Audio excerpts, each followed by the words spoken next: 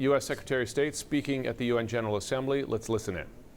Thank you for your determination and the moral clarity that you've brought to ending this brutal war and defending the UN's core principles, and also for your personal engagement in securing the vital Black Sea route for grain to flow once again from Ukraine.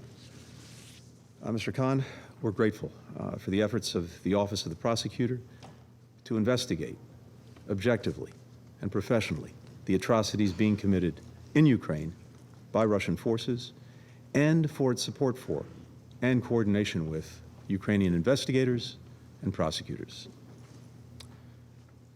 We hear a lot about the divisions among countries at the United Nations. But recently, what is striking is the remarkable unity among member states when it comes to Russia's war on Ukraine.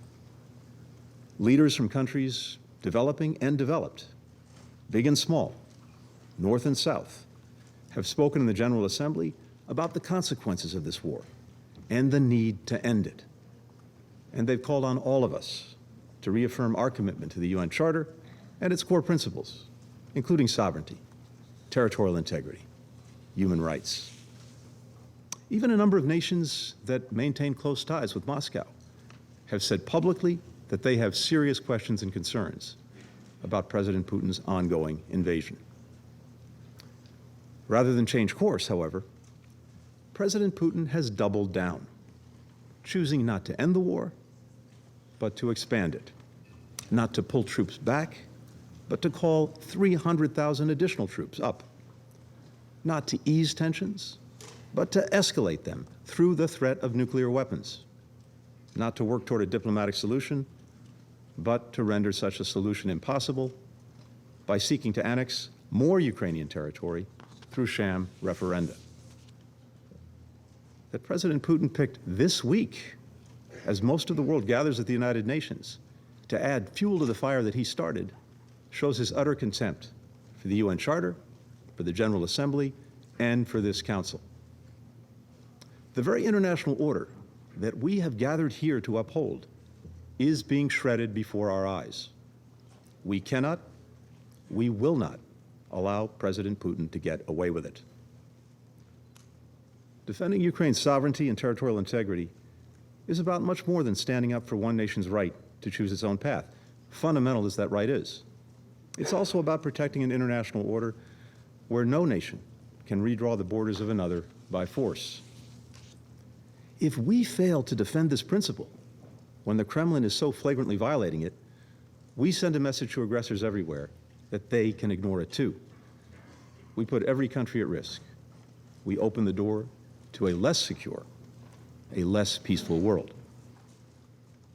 We see what that world looks like in the parts of Ukraine controlled by Russian forces. Wherever the Russian tide recedes, we discover the horror that's left in its wake. I had a window into that horror myself when I traveled to Irpin just a few weeks ago to meet with the Ukrainian investigators who were compiling evidence of war crimes committed there. I saw up close the gaping holes left in residential buildings by Russian shelling, indiscriminate at best, intentional at worst. As we assemble here, Ukrainian and international investigators continue to exhume bodies outside of Izium, a city Russian forces controlled for 6 months before they were driven out by Ukrainian counteroffensive. One site contains some 440 unmarked graves. A number of the bodies unearthed there so far reportedly show signs of torture, including one victim with broken arms and a rope around his neck. Survivors' accounts are also emerging, including a man who described being tortured by Russian forces for 12 days, during which his interrogators repeatedly electrocuted him and, in his words, and I quote, "beat me to the point where I didn't feel anything," end quote. These are not the acts of rogue units. They fit a clear pattern across the territory controlled by Russian forces. This is one of the many reasons that we support a range of national and international efforts to collect and examine the mounting evidence of war crimes in Ukraine. We must hold the perpetrators accountable for these crimes. It's also one of the reasons why more than 40 nations have come together to help the Ukrainian people defend themselves, a right that is enshrined in Article 51 of the United Nations Charter. The more setbacks Russian forces endure on the battlefield, the greater the pain they are inflicting on Ukrainian civilians. Russian attacks on dams, on bridges, on power stations, on hospitals, on other civilian infrastructure are increasing, constituting a brazen violation of international humanitarian law. This week, President Putin said that Russia would not hesitate to use, and I quote, all weapon systems available, end quote, in response to a threat to its territorial integrity. A threat that is all the more menacing given Russia's intention to annex large swaths of Ukraine in the days ahead. When that's complete, we can expect President Putin will claim any Ukrainian effort to liberate this land as an attack on so-called Russian territory. This from a country that in January of this year, in this place, joined other permanent members of the Security Council in signing a statement affirming that, and I quote, nuclear war can never be won and must never be fought. Yet another example of how Russia violates the commitments it's made before this body, and yet another reason why nobody should take Russia at its word today. Every council member should send a clear message that these reckless nuclear threats must stop immediately.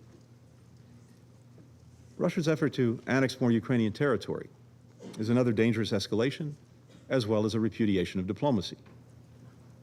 It is even more alarming when coupled with the filtration operation that Russian forces have been carrying out across parts of Ukraine that they control.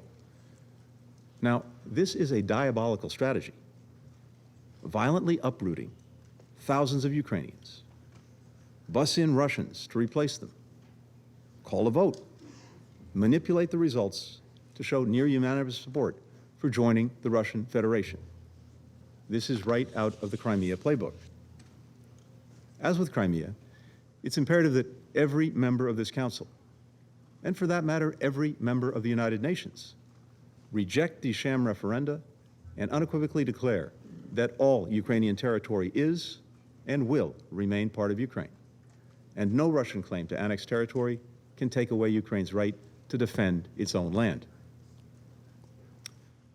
Putin's invasion is also distracting this council, in fact, the entire UN system, from working on the serious issues that we all want to focus on, like preventing a climate catastrophe, aiding tens of millions of people on the brink of famine, fulfilling the 2030 Agenda for Sustainable Development, shoring up our interconnected health security, all issues that make a tangible difference in the lives of the citizens that we are here to represent, and that they are looking to us to deliver on.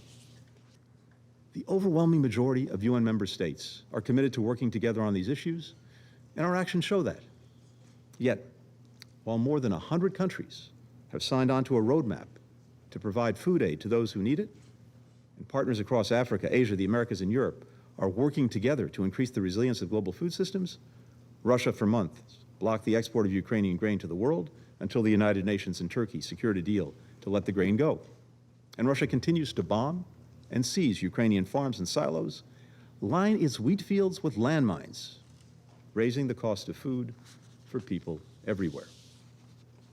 And while governments around the world are teaming up with international organizations, with the private sector, with philanthropies, to end this pandemic and make sure that we're better prepared for the next one, Russia is spreading misinformation and disinformation about WHO-approved vaccines, fueling vaccine hesitancy that puts people in all our countries at greater risk. Here's the reality. None of us chose this war. Not the Ukrainians, who knew the crushing toll it would take. Not the United States, which warned that it was coming and worked to prevent it. Not the vast majority of countries at the United Nations. And neither did our people, or the people of virtually every UN member state, who are feeling the war's consequences in greater food insecurity and higher energy prices. Nor did the Russian mothers and fathers, whose children are being sent off to fight and die in this war. or the Russian citizens who continue to risk their freedom to protest against it, including those who came out into the streets of Moscow after President Putin announced his mobilization to chant, "Let our children live." Indeed, it must be asked, how has this aggression against Ukraine by President Putin improved the lives or prospects of a single Russian citizen? One man chose this war. One man can end it. Because if Russia stops fighting, the war ends. If Ukraine stops fighting, Ukraine ends. That's why we will continue to support Ukraine as it defends itself and strengthen its hand to achieve a diplomatic solution on just terms at a negotiating table. As President Zelensky has said repeatedly, diplomacy is the only way to end this war. But diplomacy cannot and must not be used as a cudgel to impose on Ukraine a settlement that cuts against the UN Charter or rewards Russia for violating it. President Putin is making his choice.